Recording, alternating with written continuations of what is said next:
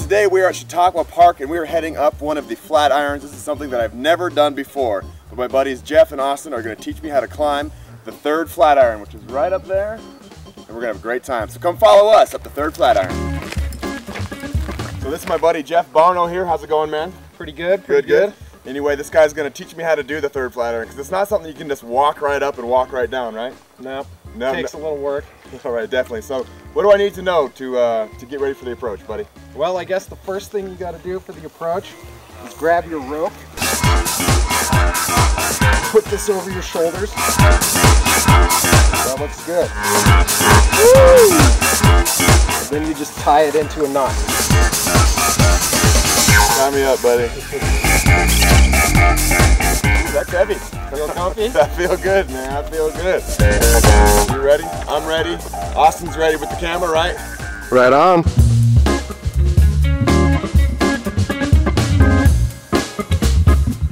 Friends helping friends. That's beautiful. So Jeff, I can see the Flatiron easy, but how do you get to it? Well, you follow the signs in the path, and they lead you to the bottom, and then you kind of decide your route from there on.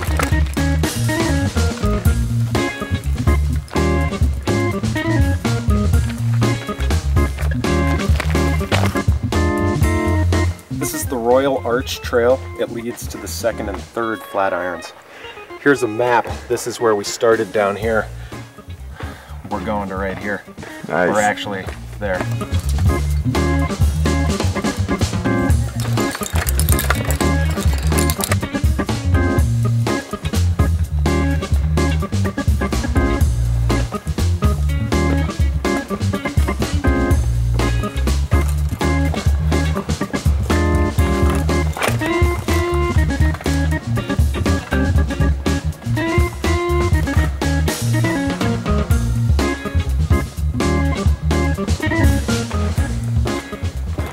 We just passed a feather down there actually, which is an omen for good luck. The Indians believe that feathers mean you're on the right path when you see one.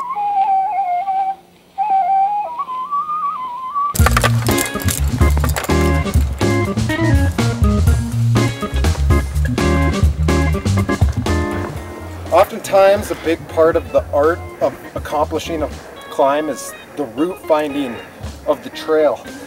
As you can see here, the trail is kind of tough to find. Get off trail and it can get a lot harder. So this is the trail. A bunch of rocks. Can't you tell? This is a base of the third. This route right here, if you take that straight up, it's called College Dropout. That's a 5-7 technical difficulty. Let's get those shoes on.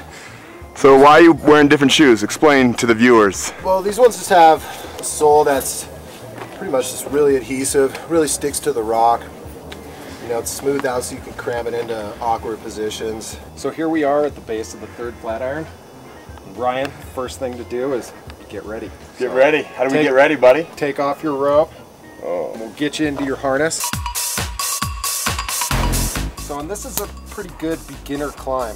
It's a little ambitious, but I have a lot of confidence in the doozer and his mission, so I think he'll have no problem with this. Well, I hope not, because I don't have health insurance. So no falling allowed. Oh yeah? This is kind of sexy. Is this known to sterilize men at all? Kind of hugs a bit. It's a little tight. What do I do now? So our boys are putting on their diapers. Nice crotch shot there. Got some cams. Yeah, so explain to me, what are all these toys hanging off you? It sounds kind of like, you know, like Christmas ornaments. They're tools you use to put into the rock to save you when you fall. So that's a traditional cam, is like that. Yeah. These are kind of a more modern, advanced one where you can get a lot more placement out of them. Wow. It's like a transformer. Yeah. So, you know. Nice. It holds tight, huh? So my buddy Austin was nice enough to bring a pair of climbing shoes for me. It's the first time I've ever worn these shoes. And these things are tight. These things are tough to get on. It's kind of like putting like a condom on your foot. I can get it all. They also brought me a nice helmet. It's not as cool as my silver biking helmet, but it's going to keep my head protected, which is important because I don't want to get injured today. Hey doggy, what's up buddy? This is what we call racking. So I'm getting all my stuff organized on my harness, so my tools are easily accessible. It's always a good idea to continuously check your nuts to make sure that they look good and solid, in case they just happen to come undone. Have they ever come undone on you? No. No. Because when they come undone, you die. You're pretty much done. All right, so we're hooked together. Go through here. Go through there. Tracing the knot. Tracing the knot here, ladies and gentlemen. Look at my knot. Yeah. We're hooked together? Oh, buddy. We're gonna climb together. Right before you climb, the last thing that you want to do is check everything and everybody to make sure that you're all safe. So I look at both of my knots. They look good. They're both through the correct areas on my harness. I check my harness. You always have to make sure that this is doubled over. Many people have died from not doubling over their harness. The next step is to get your belayer ready.